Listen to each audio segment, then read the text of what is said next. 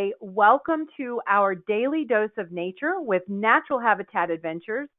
Our topic today, 40 tons of delight. Meet the great gray whale. And we're joined today by Annie Van Dinther. She is an exploration leader and guide development director. She's based in Homer, Alaska. That's where she's coming to us from today. And at the other end of North America, we have Sofia with us, and she is coming to us from Baja, Mexico. She is one of our expedition leaders who leads our guests on these amazing trips. So, Annie and Sofia, over to you. Thank you so much, Lee, for that incredible introduction. You do such a great job. We really appreciate it. And hello, and thank you to everyone who has signed on. It's so exciting to see how many of you are here. Of course, Sophia and I are both hoping maybe we've got some past travelers in the group, and then some that we haven't met before, obviously. So we're really thrilled to bring this to you today. One of the reasons that we're talking about us, as you'll see as we go, is because we are hoping that there are quite a few homeschool kids out there, and we can talk to them as well in this message. So let's get started. The goals for this presentation are for us to introduce the cetacean order to you. So you can basically understand, that's the order of whales, where the gray whales fit in to that order. We're also going to share some stories on how we came to be obsessed with whales, because we are both obsessed. And also, we are going to explain the term devilfish and friendlies. What does that mean? As well as introduce the series that we're going to do. This is a 3-part series. So we'll talk a little bit about what's coming next in the next couple weeks. And yes, for us, it's super important because we know that there are some kids listening out there. So we really want to talk also about how we got to this place. That's why in this first slide, you see these 2 pictures. The one on the tree, that's Annie, and the one on the ocean, that's me. So we're really happy to share our stories with all of you. Thanks, Sophia. Yeah, we've had even Christian last week listening to Brad ask, how do I get to do what you do? So hopefully we'll share a little bit of information about that. First, we want to talk to you about these incredible animals, and here's a gray whale. This is from San Ignacio Lagoon, and you can see the center of this photo is the blowholes of the whale, and then just underwater in the forefront, you can see the whale's tail. On average, these whales are about 35 feet long. Believe it or not, that's actually kind of small in the world that they live in, but of course they seem huge to us.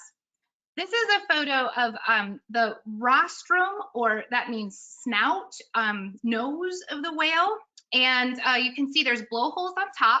You can also see that the rostrum is quite angular.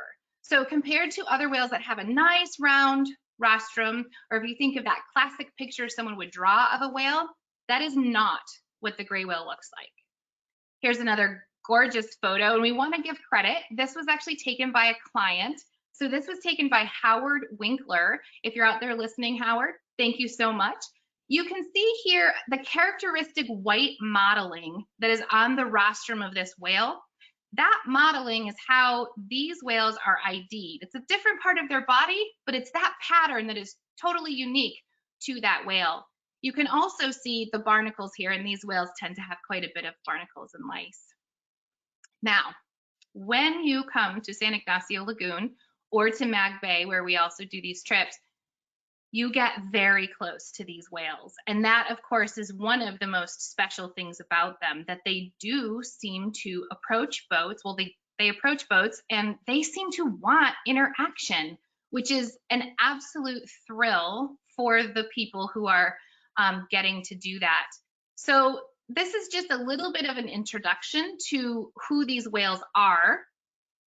Now, let's learn some more about them. They are in the Cetacea order, and there's about 90 species roughly in that order. 73 of those are odontocetes. Think odonta, like dental. Those are the whales that have teeth. They are the sperm whale, as you can see here, or dolphins, or the orca, which is the largest of the dolphin family. Quite a few species there, and evolutionary speaking, these whales came first. they evolved eventually to be also the mysticetes. Now, we've got a little mustache there because the mysticetes are a mustache whale. Here's a gorgeous look at many of the whales. The mysticetes have this baleen hanging down and it looks like a mustache. So we're going to learn more about what a mysticete is. So in the mysticete world, we're going to have different families, 4 different families actually. The first one is going to be the Balenidae, and this family is going to enclose the right whales and also the bowhead whales that live in the North Atlantic, Pacific, and also in the Southern Hemisphere. Then we're going to have the Neobelenidae, and this family is going to enclose the pygmy right whales, and they live in the Southern Ocean. Then the third one is the Balanopteridae family. This one is the largest one, and it encloses fin whales, humpback whales, blue whales, minke whales, all of these rorquals, as we call them also. And they have the ventral grooves or the ventral plates that they can expand when they feed. And the last one is going to be the Scriptidae family, and that is the family that actually encloses the gray whale. And only the gray whale lives inside of this family. In the next picture that you see right now, you see a beautiful, amazing cat of a gray whale. And you notice the balines, as Annie was mentioning, the balines come from the jaw up, down. And in the gray whales, the right side of their balines are going to be actually shorter than the left side. And we're going to go a little bit more into detail in the next series when we talk about feeding ecology. So you're saying that they're right-headed whales? Yes. That's amazing. Totally. They also, as Sophia mentioned, have only 2 ventral pleats, sometimes 3. Now the rorqual whales that have those big pleats that come out when they feed, almost a swimming pool of water can go into a humpback's mouth when it is feeding. These whales don't do that. They do something else. Evolutionarily speaking, this is what showed up first. These are like the precursor to those gigantic rorquals that stretch out when blue whales, humpbacks, fin whales feed. And this is, of course, the eye of the whale, one of the most incredible experiences that any human being, I think, can have to get to look into the eye of a whale. There's something divine about that. However, the gray whale really doesn't have very good vision. It's not their superpower. They have excellent hearing, they're very tactile, but sight is not something that's going to be their main sense. Now, this is not a whale. This is me. We're going to switch directions a little bit here. Now that we've talked to you about who these gray whales are, we want to talk about how it is that people could get to work with them. Almost an unimaginable career. So this is me when I was little, a little bluebird. I absolutely loved the outdoors. In fact, my mom would say it was the only place I was happy. I think I was pretty cranky when I went inside. And in addition to loving the outdoors, I loved dolphins, everything dolphins. I wanted to see movies about them. I wanted to touch them. I wanted to have posters, everything. I think you can relate, Sophia. So when I was about 9 years old, I had an opportunity to go to the Shed Aquarium. This is my daughter looking at these dolphins at the Shed Aquarium. And I was so excited to go there. I mean, to me, that was like going to Disneyland. I thought it was going to be so incredible. However, when I got there, I was so sad. It just hurt my heart and my soul to see these animals that are migratory species in captivity. Now, let me be clear. This museum or other aquariums, the Shed Aquarium in particular, does an amazing job of taking care of their animals and helping to educate a lot of people who otherwise would not have access to these animals. And so they do play a very important role. But for me, I remember seeing a beluga whale there, and I remember reading that that beluga whale was from the Churchill River, which later I would end up working right on that river. So that really kind of hits home for me. So because that experience wasn't what I had expected it to be, I no longer wanted to be a dolphin trainer. I instead wanted to go work somehow outside the place that I was happy and be able to be with whales in the wild or dolphins, but I didn't even really know how that could happen. So I focused my degree on marine biology, geology with a minor in photography. And that minor in photography was important because I did know that if you were going to research dolphins, you would use photo IDing to do that research. So that was an important focus for me. I was also pre-med, and that was a way for me, even in the Midwest, to study anatomy and physiology of mammals. So when I graduated, I moved to Cape Cod. I grew up in Michigan, and this somehow seemed the closest place for me to get a job, hopefully with the ocean. I was really lucky when I got there. The first job I applied for was on this whale watcher, Hyannis whale watcher, which goes out of Barnstable. And I got the job as a naturalist. I had had competitive public speaking experience in high school, which really helped. And then, of course, I had the degree that I just told you about. Suddenly, I found myself in a world where I was able to go out to Stellwagen Bank daily, sometimes 3 times a day, and see variety of species of whales, but mostly humpbacks. Sometimes we would see 75 at one time. It was amazing. So this was in 1999. This was my first summer on the Whale Watcher. While I was there, we were looking at humpback whales, and on one day when we were there, Steve Morello came on the boat. Now, for those of you who are familiar with the history of Natural Habitat Adventures, Steve was our very first expedition leader, the first naturalist to help our company become what it is today. So Steve used to have, I didn't know this of course at the time, the same job that I had on the Whale Watcher. So he came on the boat to take photographs for World Wildlife Fund.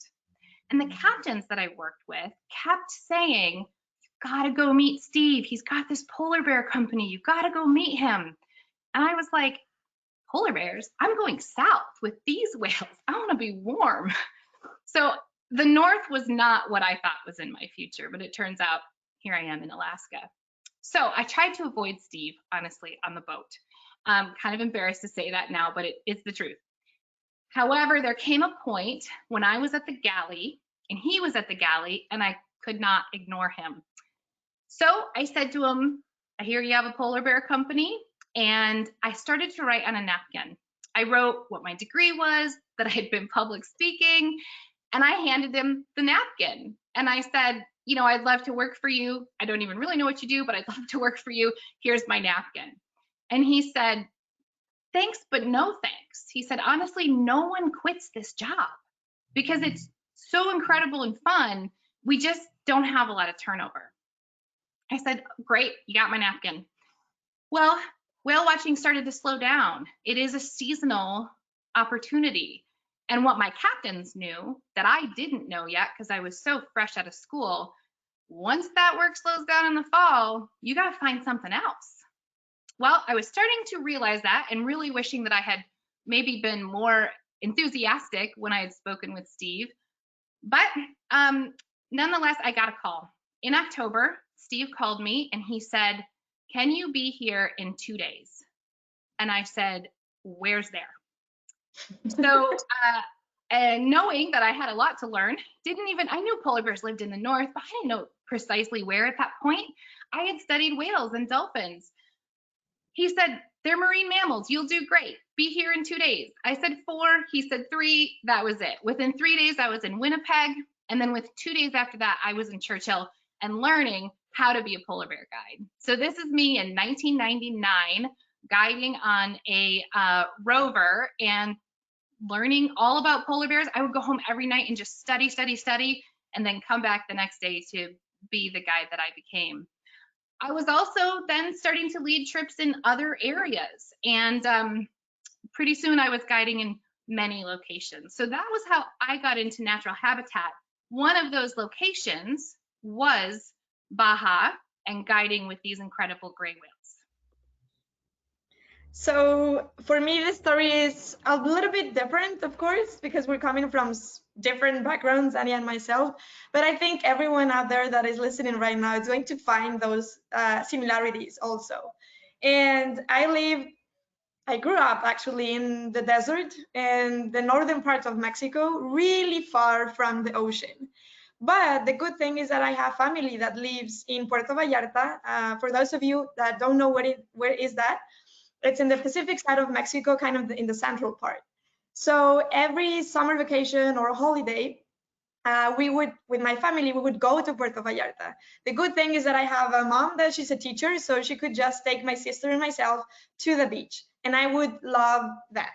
And I can really remember early in those moments that I was like, I need to live close to the ocean. I don't know what I'm going to do, but I just need to be here. And on the right side of your screen, you're going to see this picture with two of my cousins that they still live in Vallarta. And they love the ocean. And they were the ones that really kind of introduced me to this huge new world. They would take me snorkeling, they would show me different things. I remember asking them questions about what we were seeing, and they were like, I don't know, go and look for those or ask someone else. And they would give me some answers sometimes, but for me that was really important to have someone that kind of took me to that place.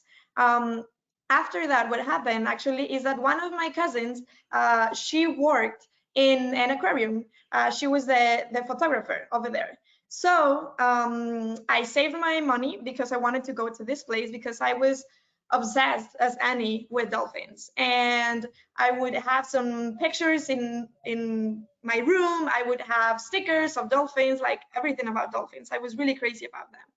So when my cousin took me and I didn't pay, I was like, what? And then it was really nice because she took me behind the scenes. And I was really impressed. I think I was around 8 or 9 years old when this happened.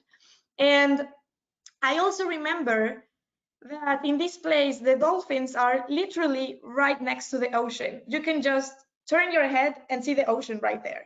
So I asked my cousin, okay, so do they let them out to go to the ocean and then come back? And she was like, no, and she explained. And I didn't know what to think about that in that moment. But it was also really important for me to be able to go to this place and have this close encounter to inspire me a little bit more in that way. So then what happened is that after years of saying, I'm going to study marine biology, I'm going to study marine biology, because one of my uncles, he's a biologist, and he said, you know, there's this thing called marine biology. I moved to La Paz, where I live right now. It's in the south part of Baja, right next to the Sea of Cortez. It's an amazing place.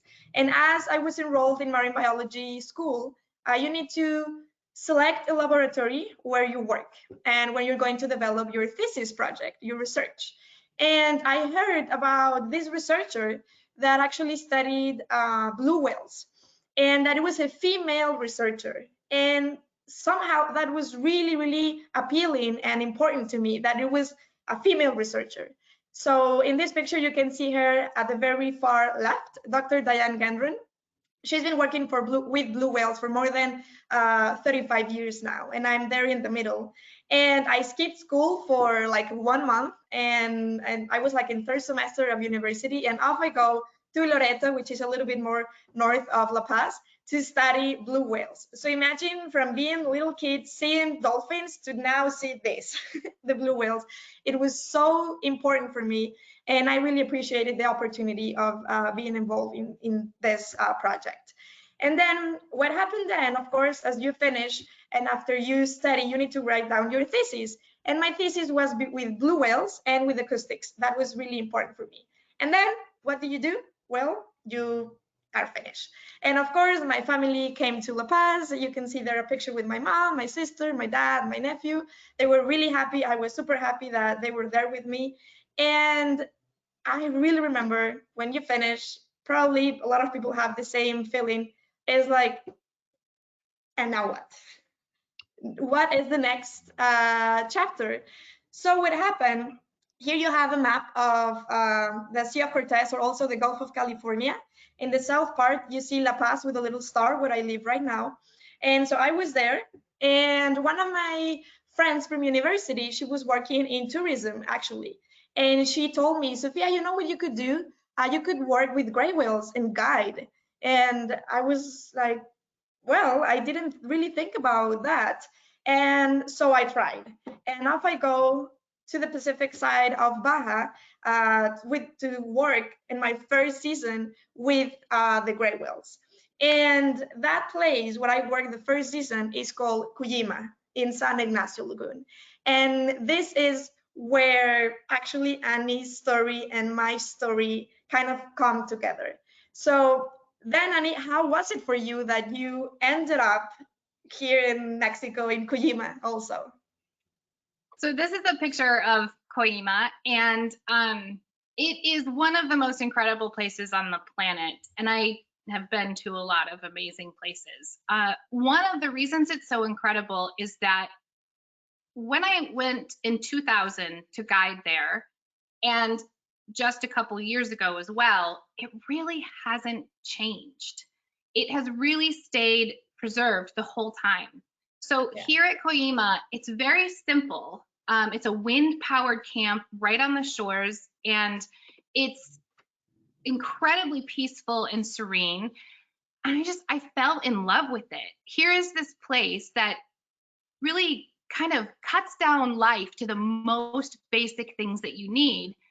And you get to go see whales several times a day, which you can't really beat that for us whale nerds.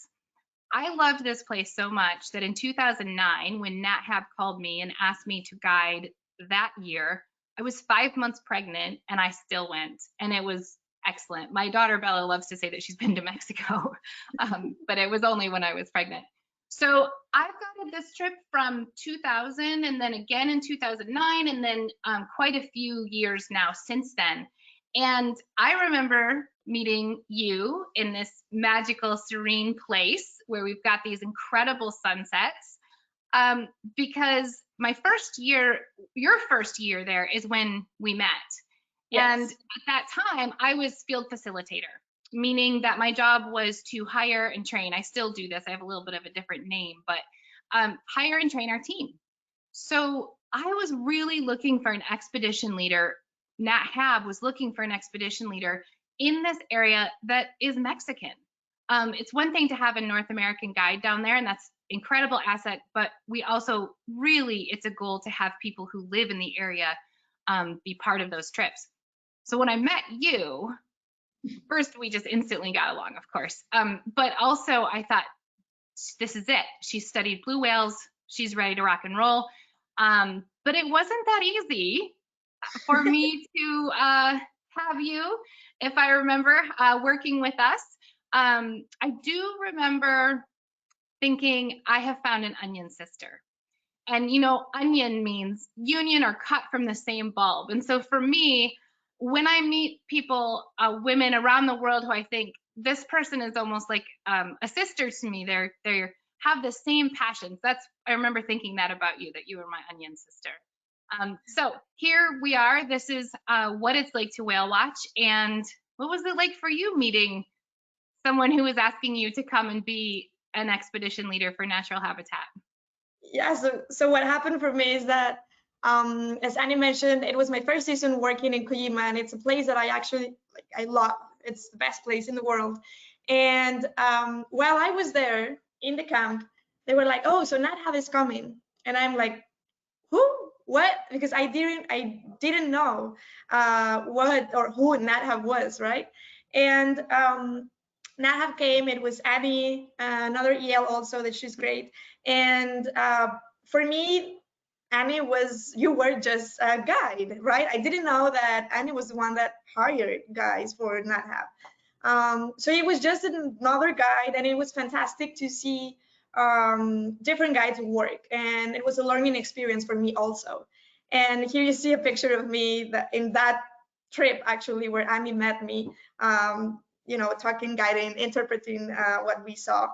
And what happened is that when we were there, on the last day, Annie gave me a napkin. So the same kind of napkin story that you heard that she gave Steve, she actually gave a napkin to me, and it was your name, Annie. It was your email, and the link of NatHab.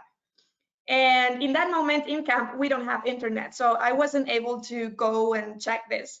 But NatHab has, of course, your magazine, right? That you see the catalog. Sorry, the catalog where you see all of the strips. So I just grabbed the catalog, and I was like, "Wow, this is a big company, and they go through like everywhere."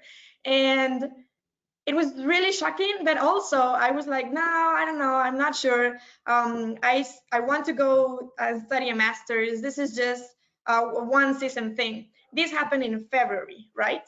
And as the season is passing, and we have these amazing encounters, like the next one, if you could go through.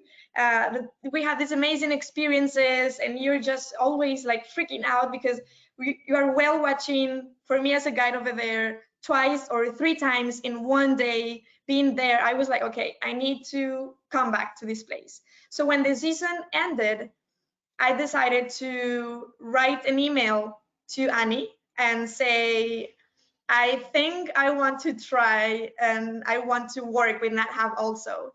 So the next season, I was hired by NatHab, and I was guiding now also in Baja, with the place that I live, the place that I love, and I've been guiding now for 4 years around here in this area. That is completely amazing. And we're very lucky that you did make that decision. This is a picture from Magdalena Bay, and this is what people sometimes experience on these trips, and it's one of the reasons that you just fall in love with this place.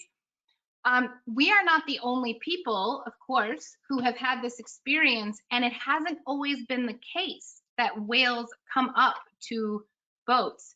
Now, San Ignacio is critically important for this story, so tell us about it, Sofia.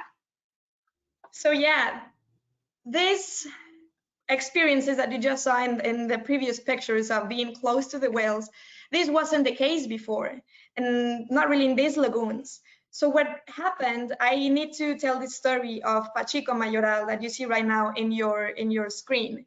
So Pachico Mayoral, he was a fisherman that lived in San Ignacio Lagoon, and it's a really small fishing community. And he was there living, and one time Pachico was out there with a friend, and they were fishing, of course. And what happened is that as they were out, suddenly a gray whale came right next to their boat. And you see there Pachico also raising their hand. It's a lovely picture of him. And so the whale just came right next to the boat. And what fishermen used to do back in the day, they were really scared, they were really afraid of the gray whales. They would have pieces of wood in their boats, and they would scare them away because they were afraid. They were called the devilfish, and Annie's going to talk a little bit more about that. But Pachico had a different mindset in that particular day, and he was like, let's wait, let's not go. So he actually touched a whale that you just saw. I mean, not that same whale, but he touched this whale. And as the description goes and the story continues, he says that minutes and minutes passed, and he was just there with the whale petting her. And his fear of the gray whales went away.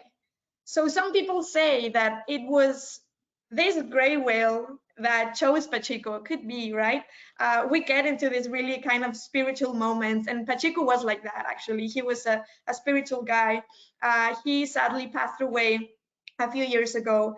But when that happened, when that touching experience happened, he said that something changed in his mind. So he went back to his community and told everyone about it. Of course, no one believed him because they were all afraid of the gray whales. So he started to take people out. And that's really how the story changed in that way. That happened in 1972. And after that, each year, Pachico brought people to see the gray whales, and the ecotourism story spread out to the rest of the community. Now we have 7 different eco camps that work for whale watching. So it's just really important for us here how one moment, right, can change everything for people and for the gray whales. Yeah, just like that moment for us, right? Meeting Steve or you meeting me, whatever that might be. You know, Pacheco and the other fishermen had very good reason to be afraid of these whales. It wasn't just some kind of superstition. They used to be called the devilfish. They were called that by whalers. The reason they were called that is because they were known to attack boats when whalers came after them. In fact, they were one of the last larger whales to actually be hunted because of that. It is rumored that captains, whale hunting captains, would have to hide the fact that they were going after gray whales because sailors would actually jump off the boat, prefer to drown rather than having to deal with this ferocious animal. So the fact that these animals have come full circle and are now approaching boats and seeking something, that's just incredible. You can see here, this is another picture of the rostrum of the whale. It's so angular. If that whale were to ram into a boat, it could certainly do some pretty hefty damage. So their fear was well grounded. What happened then is that, of course, Pacheco was so important for his community because between December and April, the whole San Ignacio Lagoon community now depends on works from ecotourism. And it was because of him. So actually, this is a mural that was painted a few years ago in San Ignacio Lagoon in 2015. And if you take a good look in the cheek of Pacheco, you can see a hand right there with Annie's showing, a hand touching a whale. It's a beautiful mural that was painted for him, but not only his impact was in his community, also really on the world. There was this series of documentaries that were filmed with Pacheco, and you can see them actually. One, it was filmed by PBS, and the name is Destination Baja, Saving the Ocean. And it's a really interesting documentary because over there you see on the far left, Carl Safina, which is an author and an ecologist. He's interviewing Pacheco and he's telling his story about his family and also about his community. Because now it was not just his community, right? He's taking people from all over the world to witness this. And also what happened is that a research station, it is set now in San Ignacio Lagoon. And in 2015, it was officially opened and renamed Pacheco Mayoral Research Station. And here you see his wife, Carmen Aguilar, opening this amazing place. So for his community, for the world, for the research world, he changed everything in that way. You can see Stephen Schwartz there too. In the back with the beard, he is one of the foremost researchers still today of gray whales. And so this was where he was doing research out of. We actually get to meet him on our trips, and he's just a really great man. So this research is actually supported in part by World Wildlife Fund. So there's all kinds of pieces coming together here in a really, really cool way. And the greatest thing that happened after many people going to this particular place that is so special is that in 1988, the Vizcaíno Biosphere Reserve was established. Here on the map, you can see it is the mid part of Baja. It extends from the Pacific side to the Sea of Cortez. Land and ocean is protected. It is one of the largest protected areas. It's around 2.5 million hectares, which is huge, of course.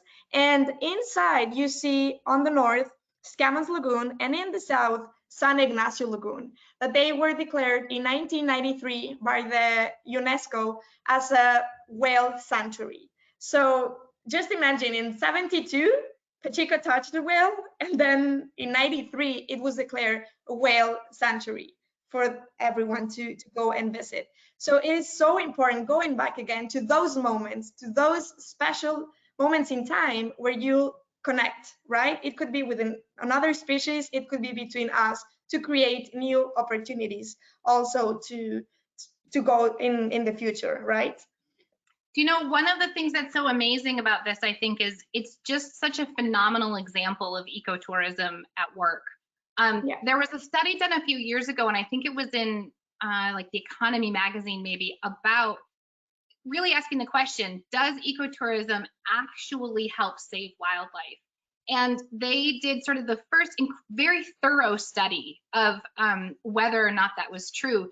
And it turned out to be very true. And this is a prime example of that. I think another thing that's so incredible is the whale watching that happens in San Ignacio Lagoon or in Magdalena Bay, but especially San Ignacio, it is so well organized. After being in Stellwagen Bank on that big boat that you saw and seeing, you could see all kinds of whales. There's very few regulations out on Stellwagen Bank. I mean, they're there, but nothing like in San Ignacio Lagoon. Like there, it is timed. You can only go out for a certain amount of time.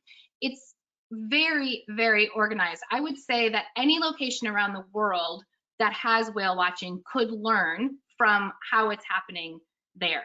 It's just incredible. So we are at the end of our talk here, and we want to share a little bit about what you can expect in the next 2 webinars that we will be doing. So in next week and the week after, we are going to be joining you to talk about these gray whales, and specifically what happens when they go to Mexico, the breeding and calving and that sort of thing. One of the reasons we really liked the idea of doing this talk is that here I am in Alaska, where the whales come for their feeding, and there Sofia is in Baja, where the whales go for their breeding and calving. So our next talk will be very much so dedicated to what's going on in Mexico with these whales, why are they there, and how are they behaving when they're there, all of that kind of stuff. The one after that will be on the feeding ecology and how do they become right-headed whales, why don't they have those rorquals like the others, and how do they feed, all of that kind of stuff, as well as what is the conservation of these whales right now? How many do we have? And what does that look like? So thank you all very much for joining us. And we trying to go back a little bit to the beginning because it was so important for both of us to share a story of how really we came from different backgrounds to this same particular place. So I know that now you're going to have questions, hopefully, for both of us that we can answer. And thank you very much for listening. Thank you. Thank you both so much. And go ahead. I'm sorry. Go ahead, Annie. I was just going to say we hand it over to you now, Lee. Okay, great. So our number one question today is far and away about touching whales and whether that has any detrimental effect. That is an excellent question. And I'm so glad that people are asking, because for both of us, as well as just about every guide that I've ever met, when we first lead this trip, we actually tend to have the attitude that it's unethical and we are somehow above it. Because it's so counterintuitive for any trip that we lead. I mean, we spend our time as expedition leaders teaching people about the safe distance and respectful viewing that they need to have with wildlife. So this kind of goes against what we teach, and I think that's why it's such an important question. What we see with these whales is that they approach the boat. Now, not all of the whales are what we call friendlies. So it's kind of perceived that maybe this is just what gray whales do. It's actually the case that there's just a few gray whales that seem to actually want to come close to the boat. And even more than that, they want to have this attention of having people touch them. I have seen a whale start with someone at the bow of the boat and literally go to all the different people that are on the boat, almost as if they want to make sure it's fair. which is just, as a biologist, that behavior just blows my mind. Sophia, do you have more to say on that? Yeah, what happens also is that, as Annie mentioned, not every whale is going to do this. This is so important for everyone to know, right? But when this happened, really the boat is there in the ocean, and like it happened with Pachico, you see the whale that is coming, and the boat is not moving, and the whale is coming and it's coming and it's really what happens. Most of the time there, you're going to see people that is splashing to the whale, and they bring their rostrum out, right? That snout, and they stay in the surface. And sometimes it happens that if you stop the splashing, they go to another boat that is going to do that. So those whales are so unique in that way that they are the ones that are coming to us. There are really strict rules in this area. Also, only 2 boats are allowed to be in the same time with a friendly whale. And actually everyone follows this rule. This place that we're talking about, San Ignacio, is so unique in a way that the overall rule established by the government says 4 boats per friendly whale. But in San Ignacio, the community said, no, that is too much. We're going to do 2. So just for you to see how much is the respect when this friendly whale comes to the people, sorry. Does that answer the question? For whoever asked, if there's a follow-up from that, don't hesitate. Yes. I think it does. There were some follow-up questions about possible negative impacts with boats and things like that. But I think you covered that for sure. So that's good. Okay, so we have our. Go ahead. Sorry, Lee. One note that I just want to add. A common question that people ask is, especially I think now with coronavirus as it is, people often ask if we would somehow hurt the whales with, our bacteria, or can we get a bacteria from them, that kind of thing. And the answer is no. There's very clear research that we are not going to somehow hurt or affect that whale from touching it. Go ahead, Lee. Okay, thank you. So we have our friends Lauren and Parker from Houston, Texas. They've been with us, I think, on every webinar or almost every webinar, and they would like to know if you can swim with the whales. No. No. I would not want to. And I have a major dream of going to swim with especially humpbacks. There's some places where that can happen, I've heard. And I've heard from people it might be respectful. But with these whales, when we are in this area, and we'll learn about this thoroughly next week, they're there for mating as well as for having their babies. And let me tell you, a 40-ton gray whale that wants to mate is not something you want to be in the water with. So while these animals are very docile and friendly, these that are seeking the boat, the captain has to be incredibly agile as well and constantly aware of whale behavior. So if we do see them sort of thrashing about and other clues to us that they are mating, we're going to back right off and make sure we're not interrupting any of that. But I definitely would not want to be in the water with it. And just to add a little bit more to that answer, here in Mexico, it is actually, you cannot swim with any whale anywhere in Mexico. They are protected by the Mexican law. So we are not allowed to do that. And if we go a little bit more into that, here in San Ignacio Lagoon, also, they are there to do really special things, as Annie mentioned, mate and have their calves. And we don't want to interfere with that kind of behavior when that happens. Also, the visibility over there is terrible. If you happen to be there in the water, you couldn't see a thing because it's really shallow and there are really strong currents also. So it's not the right place to do that, and we're not allowed. Okay, thank you. Oh, we have another member of our Daily Dose of Nature fan club, Isaac. He's 12 and he's been on many of our webinars also. Isaac would like to know if the barnacles that you see on the whales are harmful to them. I'm going to let Sophia answer this one first and then I'll follow up. Okay, so that is a great question. The barnacles that the gray whale have they are something, this is a really specific word that we call epizoic. What does this mean? This means that is one animal living on top of another animal, and that is just basically enjoying the ride. So they have barnacles, and Annie also mentioned that they have lice. In the picture that you see right now of the calf, you see like a patch, right, in the back. That is lice. So the lice is a different story, but the barnacles are not considered to be harmful, okay? The lice, the big difference is that they tend to go to the soft tissue parts around the blowholes, around the eyes also.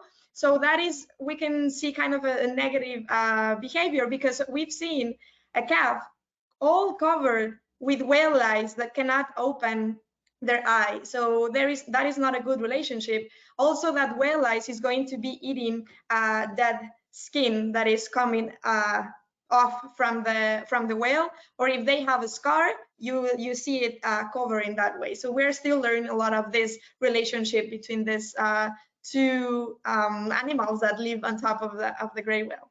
Annie, would you like to add something? I'll just add that one very interesting thing that we do sometimes see in the north, and we'll talk more about this in our third webinar on whales, is that, as Sophia mentioned, the whales tend to be right-headed. So with that, when these whales feed, they feed on the bottom of the ocean floor. It's a very different feeding habit, and we'll get into the details. But as they do, they get some of those barnacles rubbed off. So my thought is that if the barnacles were really, really bothering them, they have a way to remove them. Yeah, and so I think they would, they're incredibly intelligent animals. I think they would just scrub on the bottom of the sea and get them off. The other thing is barnacles are really typical on slower whales. So if you ever have the opportunity to see a fin whale, they really don't have barnacles on them, or orca, right? Dolphins, and that's because they're moving so quickly through the water. But humpback whales, right whales, especially bowhead whales and the gray whales, they're slower, usually moving around 3 to 5 miles per hour at their height. I mean, they can dart faster, but in general, they're moving pretty slow. And that is one of the reasons that the barnacles can take hold. Okay, thanks. So when and why do the whales go into the Sea of Cortez? And this question is from Renee. Okay, so the gray whale, this particular species, actually now doesn't go into the Sea of Cortez as a general rule. They tend to go, these lagoons that we're talking about, maybe Annie, you can put the map over there. The lagoons that they visit are in the Pacific side of Baja, okay? In the past, we would see some gray whales go inside of the Sea of Cortez to the part that is closer to mainland Mexico, but now that area is heavily modified for shrimp aquaculture. And they've seen a correlation with that kind of development and less gray whales in the Sea of Cortez. But now it's just a few times, and most of the time are going to be juveniles of the gray whales that we see in the Sea of Cortez. The rest, like the main part of the population, is going to stick to the Pacific side and to these lagoons in that area. But we do have other species of whales, of course, that migrate to the Sea of Cortez, like the humpback whales, like the blue whale that I also researched, and they do migrate south here. Why do they do that? They are coming south, following their food that is specific, for example, to the blue whale. And also, we believe to mate and to have their calves, because in some parts close to Loreto, we see tiny, tiny, tiny calves. So we believe that somewhere, we don't know yet where specific, they are having their calves. The gray whales, and we're going to talk a little bit more in the other stories, but just a hint, they come south to mate and to have their calves. Yes. That's a great question. Good. Thank you. Yeah, for sure. And we follow up on that. What is the gestation period, and how long does the female stay with her calf?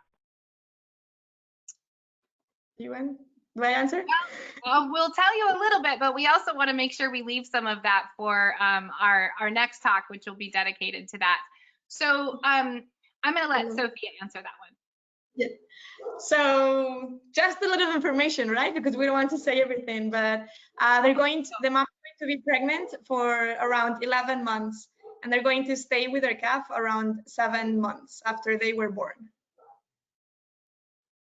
As simple as that. All right. Yeah, good, good. Okay. So what is your advice for kids who have a passion for doing something like this? That's a great question, and obviously something we were interested in sharing our stories so that they could hopefully kind of see a path. So as the guide development director, one thing I can tell you is that Sofia and I have similar stories, but in general, guides do not come to us from some cookie cutter path. I think if I am looking at the 170 or so guides that Natural Habitat works with, they all have a very unique way that they came to this work. So I would say first, number one, keep watching these webinars and learning about these amazing animals. Go outside as much as you can. Even in quarantine, you can go into your backyard and study the biology that is around you. Because as I said, when I was doing my undergraduate work, I was in Michigan. That was not the most incredible marine biology program, but I made it work. I did pre-med so I could learn anatomy and physiology. And that's really what you need to do, is find a way to study the biology, the ecology, or conservation. There's lots of different ways to come at it in the area where you live. And then eventually I have found that that will open doors for you in unpredictable ways, as we've shared with our story. There's also a lot of ways that you can volunteer when, of course, we are allowed to go do that again. And then there's one other thing that I will say, for people who are a bit older, there is something called a Master Naturalist class that most states have. And so that is a really great thing to take advantage of, and they're usually pretty affordable. Sofia, do you have anything you want to say about that? I would, in that way, add that, of course, is if you're interested in already in the biology world, animals, plants, continue to do that. And for me, these opportunities have come to me in a way that I wasn't expecting them also. And so the thing is, you never know. If you just do what you love, what you like, you have this attitude of loving that, other people are going to see that also, and they're going to, because that's what happened to me. You know, I've always been end up in these situations that I didn't expect this kind of a job, but I love it so much now, of course. And so I would say be open to possibilities also. Be really, really open to whatever thing crosses in your path, and don't hesitate. And I would also say, if you like something, because I was really stubborn in that way, like, I want to study biology, I want to study marine biology. No, but you're going to move out from your family, you're going to need to go to another state, that doesn't happen here in Mexico. And I was like, no, I'm doing this. So if you like that, stick to that also. I think that's excellent, excellent advice, Sofia. And you know, one thing I would say is that it's so exciting to me when I get to meet, I've got 3 kids, and when I get to meet their friends, or what the younger generation is learning about, there are so many resources available, like this kind of thing. This wasn't around when we were younger. You couldn't listen to this. So yeah, take advantage of the opportunities that are close to home at first. Lee? Okay, good. Thank you. Okay, last question for you, and then we can wrap it up. How much does noise pollution affect the whales? That is a very, very good question. Whales communicate with each other. Gray whales communicate largely outside of the human auditory zone. So maybe people have heard about elephants that are also this way.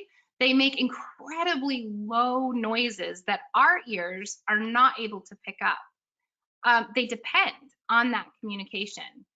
Fin whales, it is said, can communicate with each other over 1,200 miles.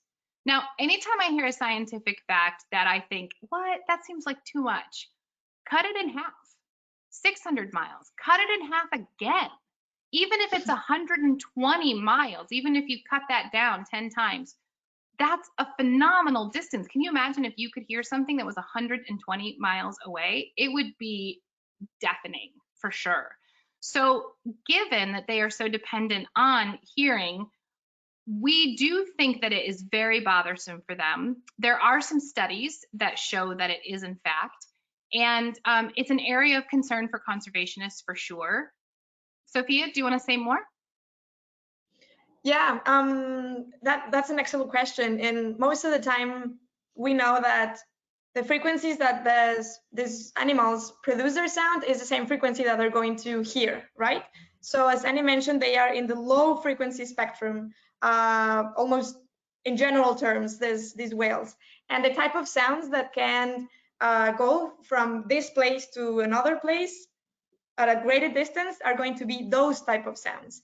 The thing is that also big ships are the ones that are producing also these low frequency sounds. So they are in the spectrum of these animals. There was a great study actually done with blue whales on this topic right outside of their feeding ground in the south part of California, where they would see a lot of interference or a lot of masking, as we call it, between ship sounds and the blue whale sounds. And actually what a suggestion from the research group was to move the ship line a little bit farther, so it wasn't that close to the area where the blue whales were feeding. So I think this is kind of a nice example of, yes, we know that something is bothering them, but we can also do something about them and work with the right agencies to try to do something in research. But yeah. Okay. Yes, Lee. Perfect. Okay, well, this has been terrific, and thank you both so much. I am going to turn it over to you for closing comments. Well, we would like to say thank you so much for joining us. It's such a special opportunity to be able to do this, and make sure that you check out the NatHab website for the upcoming webinars. They're happening every day, and we're going to be doing some continuing this conversation on gray whales. Sofia? Thank you very much for hearing from different parts of the world, from Mexico, probably from the US. And yes, stay tuned for the next 2 webinars that we're going to give also in the future. So thank you very much. All right. Well, thank you both, and everybody. We hope that we will see you for our next Daily Dose of Nature, which will be tomorrow at 3 o'clock Eastern Time. And we're going to talk about how to use your mobile phone to get great long distance wildlife close up. So we hope you'll join us for that. And with that, we'll say good day and conclude the webinar. Goodbye, everybody.